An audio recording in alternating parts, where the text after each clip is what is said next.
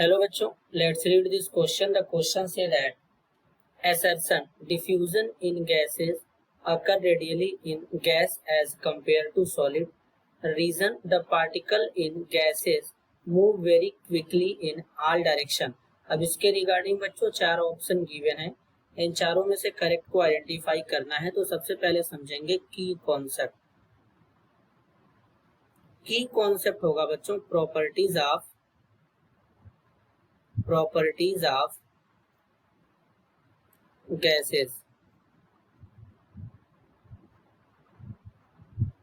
तो अगर हम गैस के बारे में बात करें बच्चों, तो जो गैस के पार्टिकल होते हैं सॉलिड के कंपेयर में इनमें डिफ्यूजन ज्यादा होता है, क्योंकि गैस के पार्टिकल में इंटरमोलिक्यूलर फोर्स ऑफ अट्रैक्शन जो होता है वो सॉलिड के कंपेयर में कम होता है। Means gases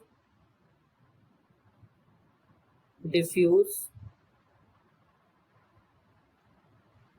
easily than solid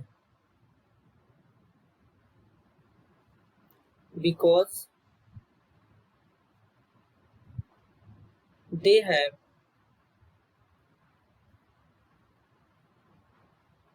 least intermolecular attraction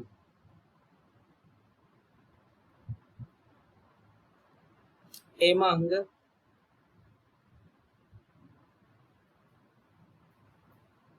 the particle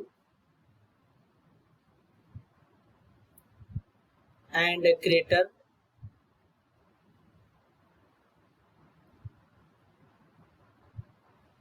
intermolecular